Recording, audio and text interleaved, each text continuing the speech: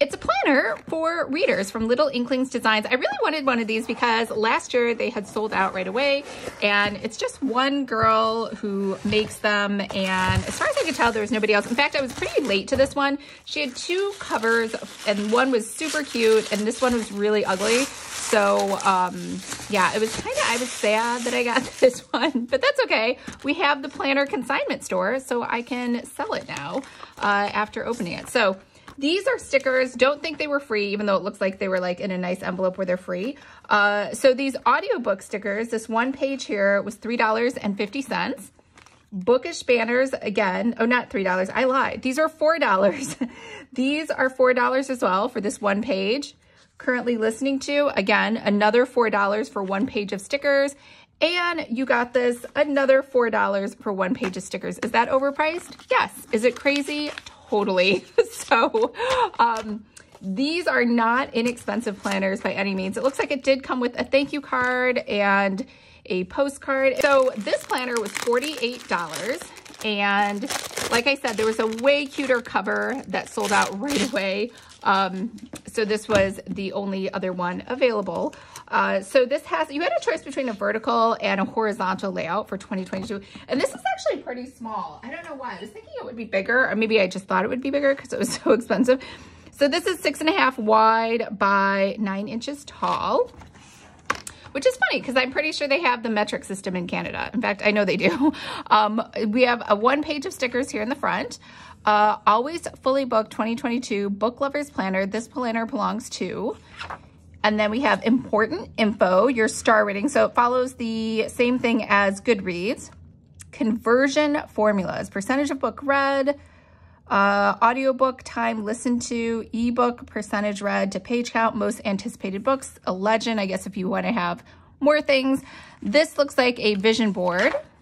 I wonder if the interior of the other one was prettier, like if it matched the cover, because the interior of this one definitely matches the cover with that, the rainbow, which normally I like rainbows. Like I love the Power Sheets rainbow, but for some reason I just didn't jive with this one. Like I was just kind of repulsed by the cover. Personal preference. I know some of you are like, I would love that cover, which is totally fine. Okay, A to Z challenge. Read one book for every letter of the alphabet based on the title. Okay, I like having reading challenges. Fully booked reading challenge, a book with a number in the title, a book published in the month you were born, etc., etc.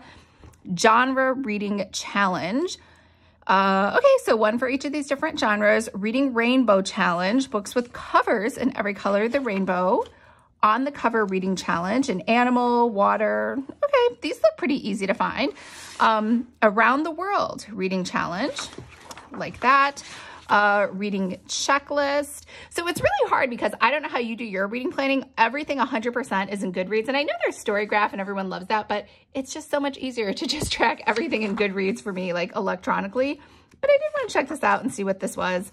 And because I do like paper and I do planners, as you know. Okay, I actually meant to put this video on my Lisa Latte Cozy Mystery channel, but since I'm no longer posting to that channel, you all have to watch this video.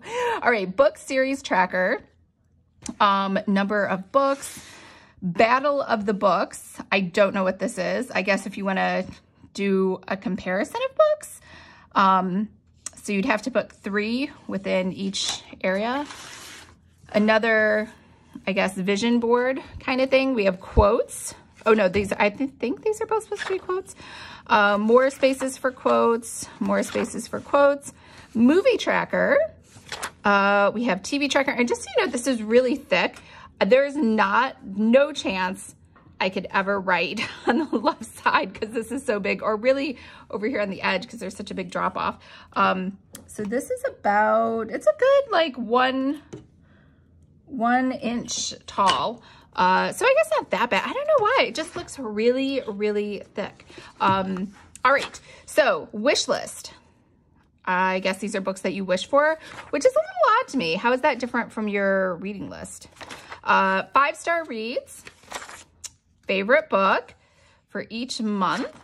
Some stories stay with us forever. So we have a 2-page spread for January. Starts on a Sunday, which I like. Has some room for notes. Most anticipated book for the month.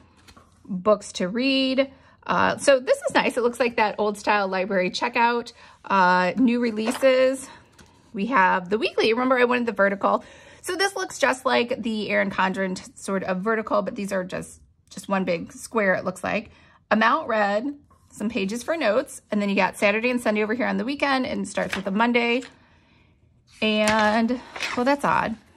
It looked like, oh, I see. These are the colors for the last month. I was like, why aren't Saturday and Sunday colored something different? But it looks like they are just leaving everything the exact same color, all the same. January bookish haul, reading wrap up, reading stats, number of books read, best book, pages read, hours listened, number of DNFs, format, genres read, currently loving, and then a page for notes. We get a quote, we get February, and then we get a 2-page spread. So I think it just rinse and repeats. There's nothing like, there's no book suggestions in here. So let's just look at the 2-page spreads to see what the quote is. I'm just going to stay home and read. May, June, hello June, one more chapter, no shelf control, I'd rather be reading. Just one more chapter. I live in 2 worlds, one is a world of books. Read books, be happy, always lost in the pages of a book. I'd rather be reading. Today is a perfect day to read. And that's pretty much, I think that's it. Is there anything special? Nope. So we have one section here called reviews. Title, author, started, finished, from my collection, the library arc, other, length, format, publication date, thoughts, and I guess that's it. So again, this would be great if I didn't use Goodreads. Again, there are certain things that I think should be kept electronically and certain things that I think should be kept on paper. So it looks like all it is a repeat of book reads, just Xeroxed over and over again. And then finally, you get to the very end, you have 2022 reading book, series, standalone, author, book cover, characters, setting, bookish world. And so you can only make one book, one favorite series, one standalone, top 10 books for the year, reading stats, wrap up, memorable moments, genres read in 2022, pages read in 2022. I guess you're supposed to fill this out by month. Go back and track everything. And then we just have blank pages. So we got a pocket folder here in the back, and we got an elastic strap. So overall, you know, I don't think this is a bad planner. I'm not that excited by it, just because there are a lot of things, like, I guess, here's what I really loved. Let's talk about things I did love. I think she did a good job with the chipboard. Remember, I hated the cover design. I do like these corner pockets. I like that you got 1 page of stickers in the very beginning. I do like that she has a place for reading challenges. I like that she gave you reading challenges. I think a better way to do this is to have put reading challenges for each month, put themes for each month, and maybe I'm just thinking about that because that's how I run book club with Courtney. Well, how we run book club, I shouldn't say I don't do it alone. And then also I think, you know, having, as a booktuber or book blogger, I think the greatest thing would be to have some suggestions on book videos to put together, some other shout outs to other booktubers or to other book bloggers or something like that, or features. That would have made this way more interesting to me versus what it is. But again, that's just me being hypercritical, because not only do I make planners, but I'm also an avid book reader, booktuber, and all of that other stuff. So let me know what you thought. I'm sure if you are not a booktuber or any of those above, this should just be a good example for you on a planner with a purpose. And I'm always saying the best planners are planners with a purpose. Point in case, this sold out every single year before this. I never was able to order in time. And in fact, this time I wasn't able to order in time to get the pretty cover. I got the ugly cover. So yeah, so remember, if you would like to create your own planner, make sure to sign up for my free course, Planner 101. And I hope everyone's having a fabulous day, and I'll talk to you later. Bye.